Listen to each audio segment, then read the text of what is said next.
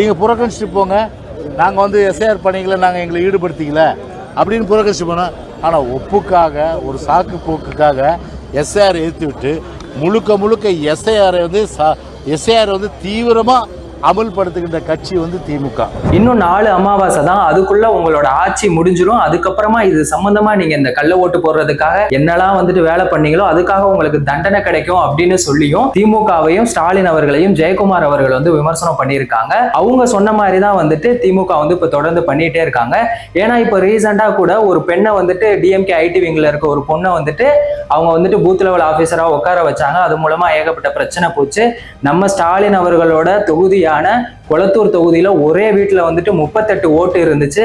So இதெல்லாம் வந்து ஜெயக்குமார் அவர்கள் சொன்ன விஷயத்தை வச்சு பார்க்கும்போதும் இப்ப தொடர்ந்து திமுக அவர்கள் பண்ணிட்டு இருக்கதையும் பார்த்துக்கிட்டு இருக்கும்போது எங்க எஸ்ஐஆருங்கிற ஒரு விஷயம் வந்துட்டா நம்மளால கள்ள ஓட்டு போட முடியாம போயிருமோ, அதுக்காக தான் இவங்க வந்துட்டு எஸ்ஐஆர் உண்மையிலேயே வந்துட்டு எதுக்குறாங்களா அப்படின்னு சொல்லி சமூக ஊடகங்கள்ல வந்து விமர்சனம் பண்ணிட்டு இருக்காங்க.